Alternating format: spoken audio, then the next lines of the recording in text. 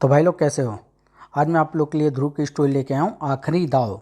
ये champion killer का part 2 है। चलिए कहानी स्टार्ट करते हैं। सुपर कमांडो ध्रुव, अब तुम पुलिस को यह बताने की तैयारी कर लो कि ड्रेजलर का खून तुमने क्यों किया। यह हंगामा राजनगर स्पोर्ट्स मीट में एक मोटरसाइकिल रेस से शुरू हुआ था, जिसमें ध्रुव पर चैंपियन किलर ने एक अन्य मोटरसाइकिल सवार गैलीलो के धोखे में हमला किया था। असावधान ध्रुव को मुंह की खानी पड़ी और चैंपियन किलर सुरक्षित भाग गया। चैंपियन किलर का अगला हमला तैराक जेरी पर हुआ और ध्रुव की लाख सतर्कता के बावजूद चैंपियन किलर जेरी को अपंग बना गया।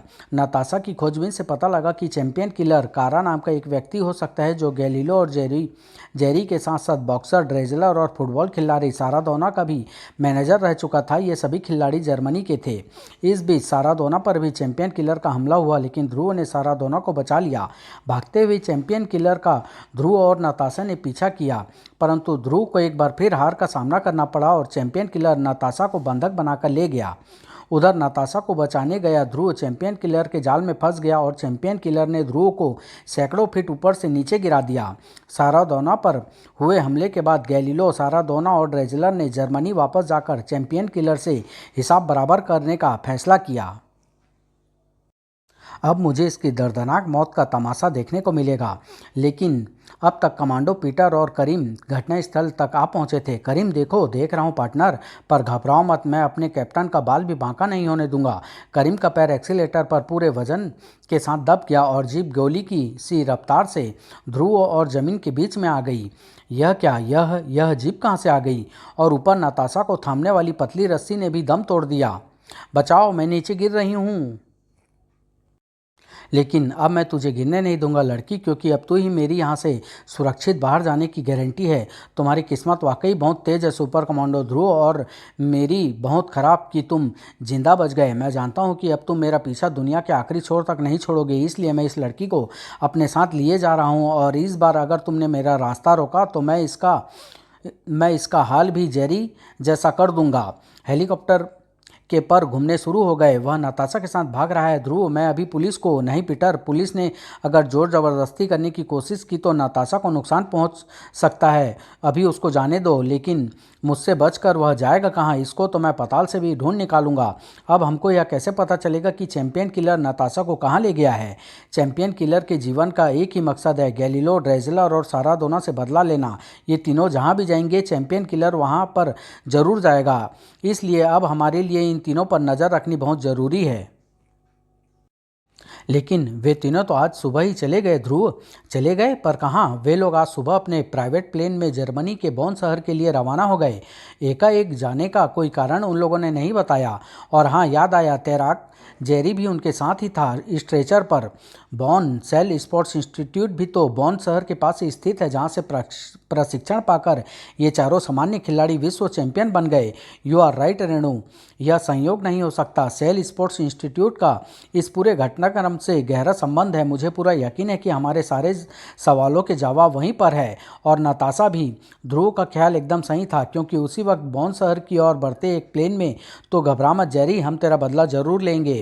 जब गीदड़ की मौत आती है तो वह जंगल से भागकर शहर आता है। हमारा दुश्मन अगर जेल से भागा है तो सिर्फ हमारे हाथों से मरने के लिए।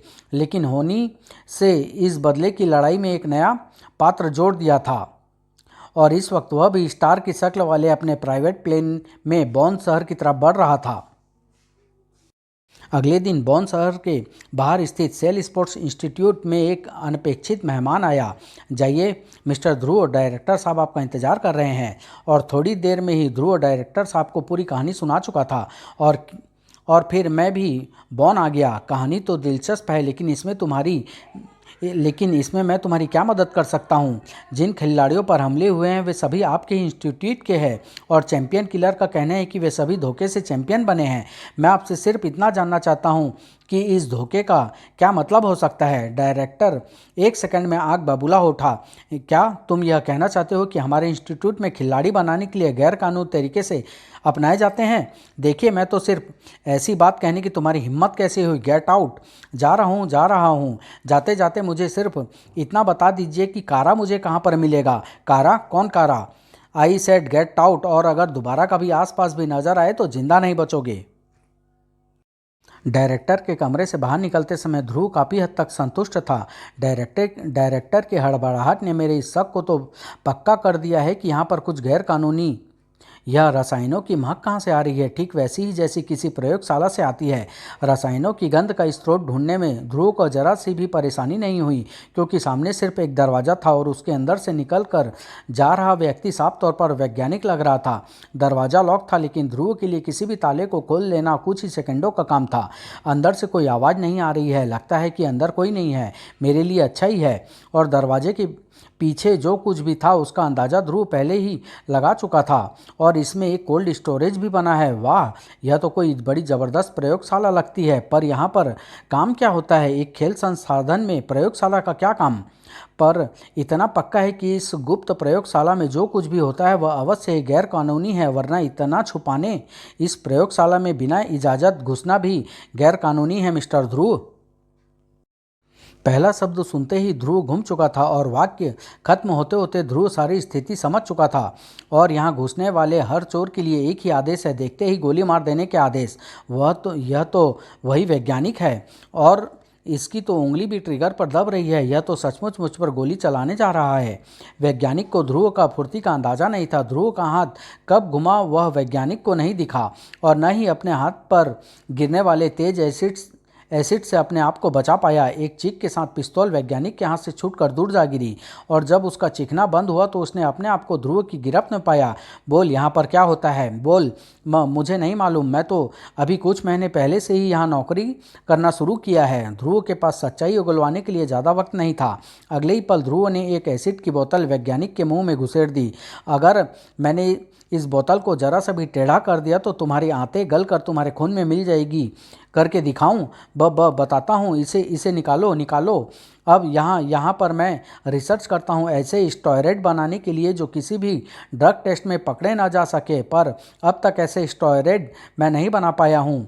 स्टेरॉयड यानी वे दवाइयाँ जिनका प्रयोग खिलाड़ी अपनी ताकत बढ़ाने के लिए करते हैं, पर यह तो गैर कानूनी है।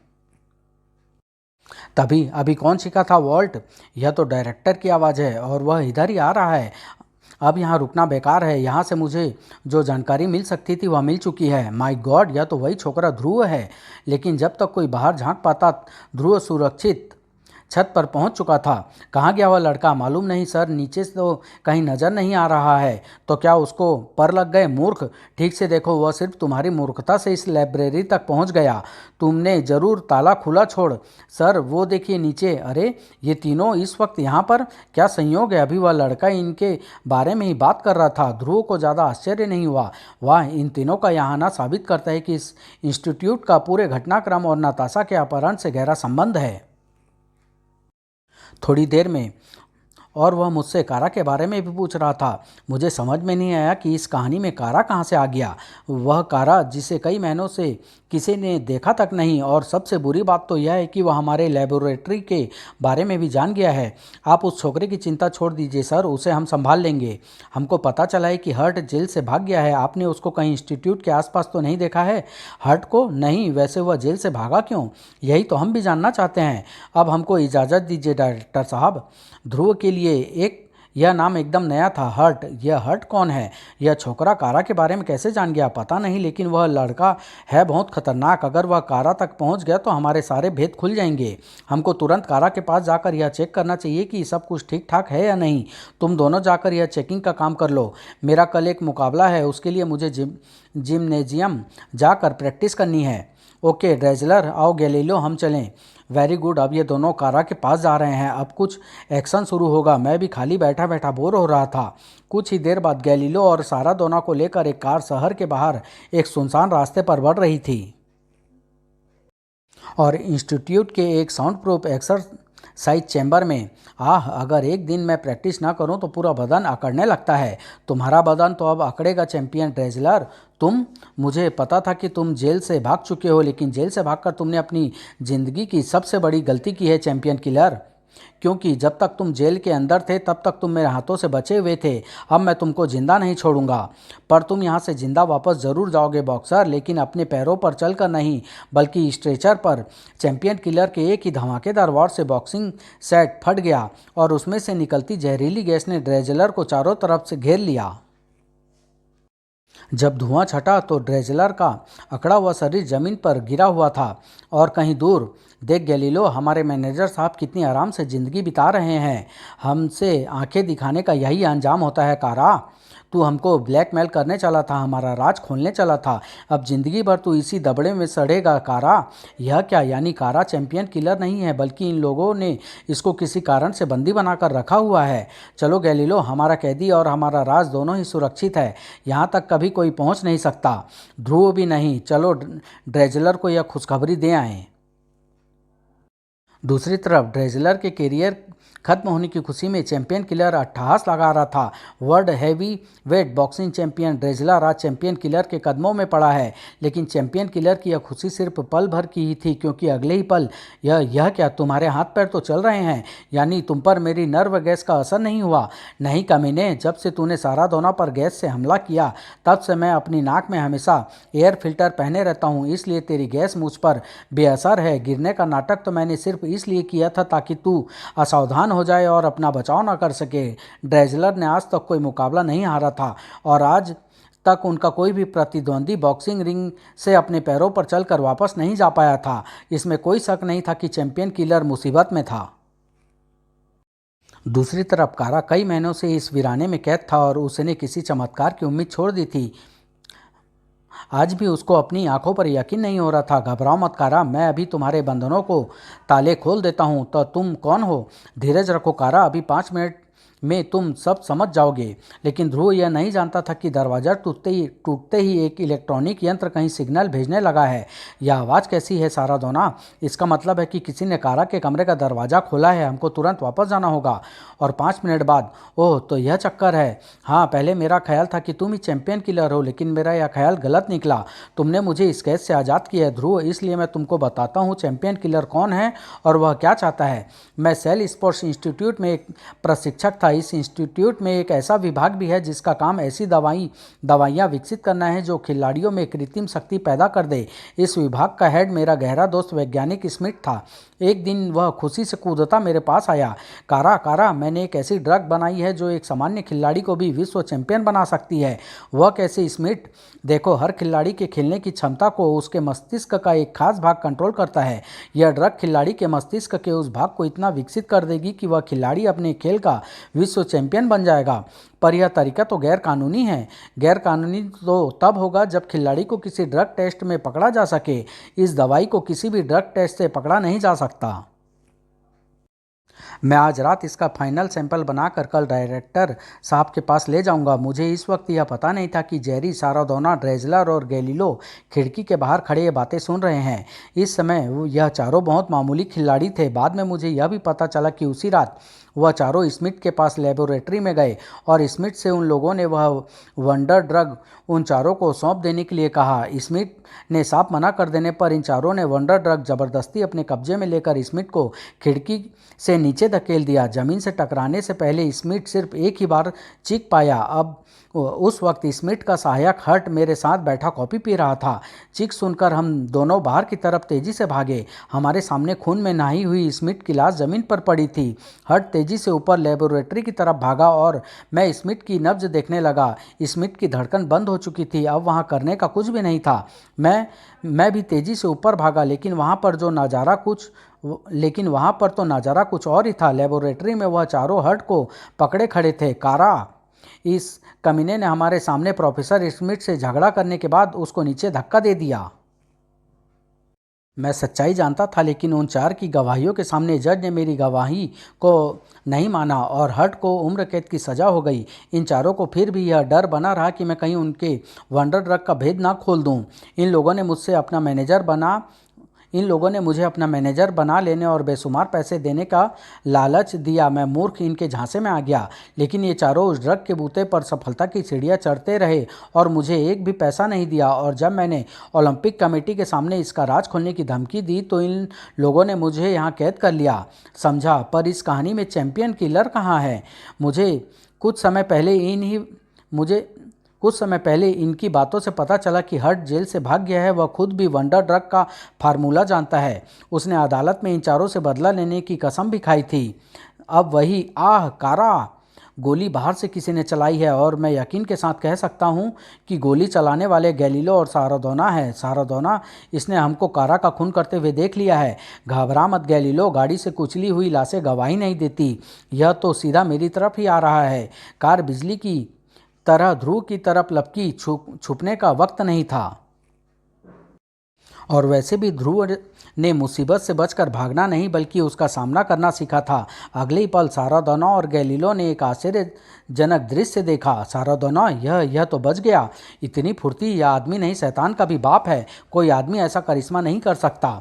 इससे उलझना बेवकूफ़ी होगी। अब हमारे सामने एक ही रास्ता है। इस छोकरे से सिर्फ ड्रेजलर ही निपट सकता है। ये दोनों भागकर अब ड्रेजलर की मदद लेने जा रहे हैं, पर फिर भी ये मुझसे बच नहीं पाएंगे। ड्रेजलर वाकई एक खूंखार वहशी था और अपना पहला दांव बेकार हो जाने के बाद चैंपियन किलर उससे बच नहीं पा रहा था। संघर्ष जीने और मरने का था। अब यह बात साफ थी कि दोनों में से कोई एक व्यक्ति ही जिंदा बच सकता था।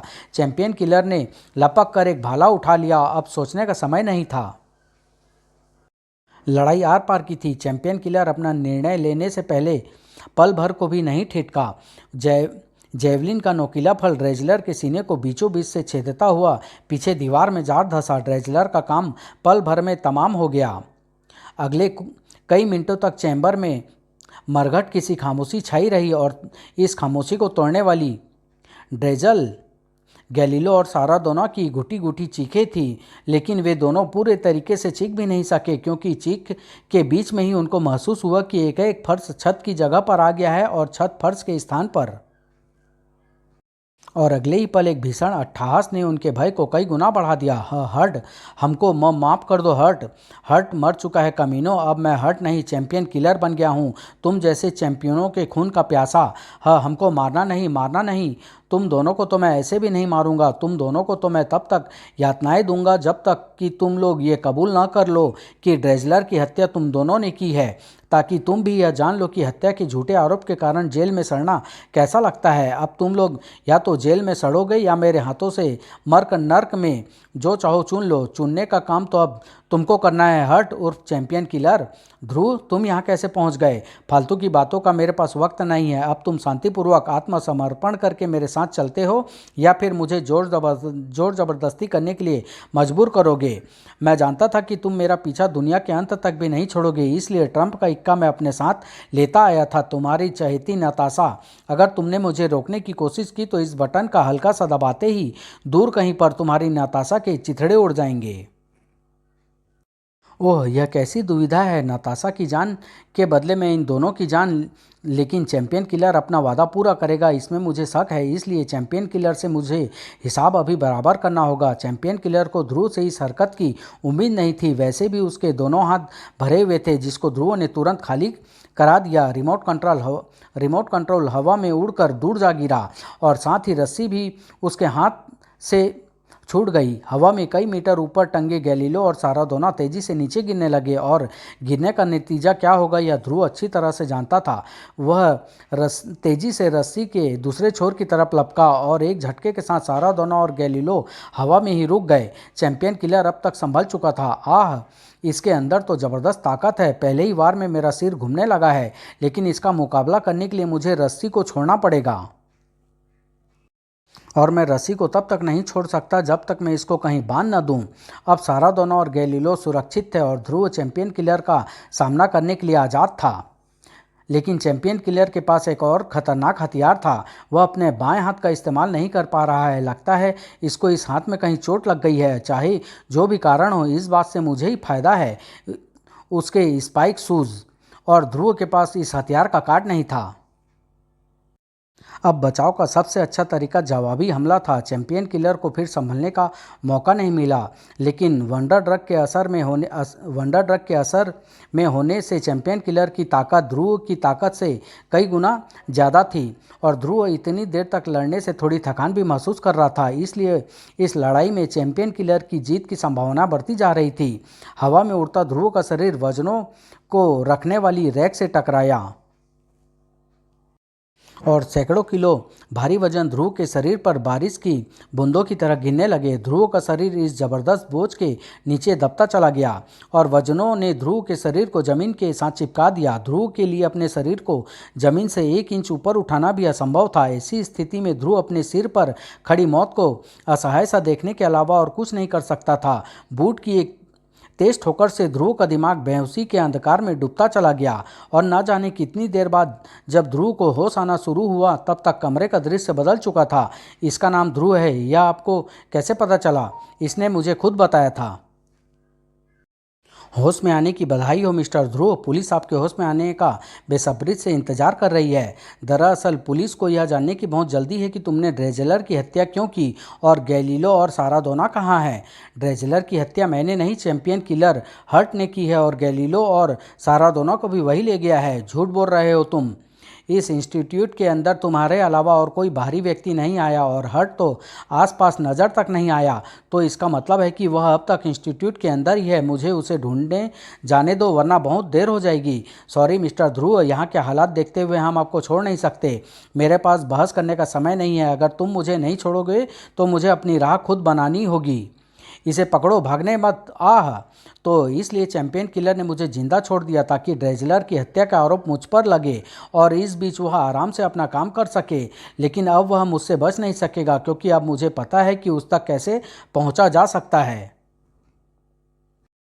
ऊपर लेबोरेटरी में वॉल्ट हमेशा की तरह व्यस्त था, लेकिन आज उसकी व्यस्तता में बाधा पड़ने वाली थी। तो तुम फिर यहाँ पर? हाँ वॉल्ट, लगता है कि तुम अभी कहीं से दौड़ कर आ रहे हो। दौड़कर? मैं एक वैज्ञानिक हूँ मिस्टर ध्रुव, रेसर नहीं। तो फिर तुमने ये स्पाइक शूज क्यों पहने हैं वॉल्ट? या फिर मैं तुमको हर्ट कहूँ? Champion killer hurt. अब जब तुम मेरे बारे में जान ही गए हो तो छुपने का कोई तुक नहीं है। लेकिन तुमने यह राज जाना कैसे? दवाइयों और गैसों के विषय में तुम्हारी गहरी जानकारी यह बताने को काफ़ी थी कि तुम एक वैज्ञानिक हो और गैलीलो और सारा दोनों को इंस्टीट्यूट से बाहर नहीं ले जाना साफ बताता है कि तुम इसी संस्था में काम करते हो। और मुझसे लड़ाई के समय तुम्हारे बाएं हाथ का ज़्यादा इस्तेमाल न कर पाना मुझे पता मुझे बता गया कि तुम वही वैज्ञानिक हो जिसके दाएं हाथ पर मैंने एसिड डाला था।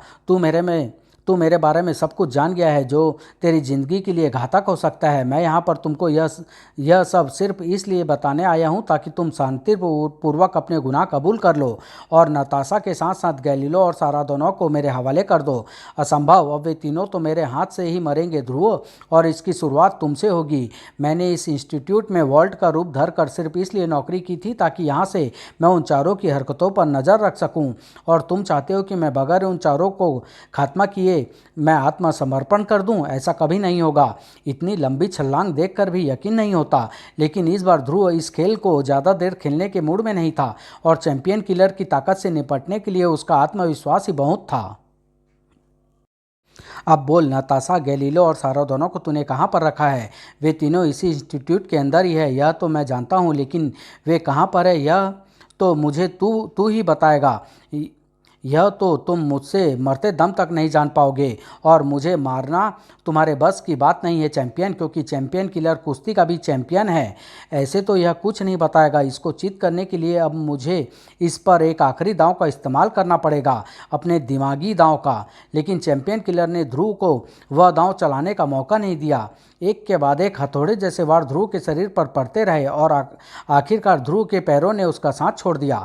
बेहोश हो गया। आज मेरे सारे दुश्मन एक साथ ही खत्म होंगे। अब तू यह भी जान पाएगा कि बाकी तीनों को मैंने कहाँ रखा है।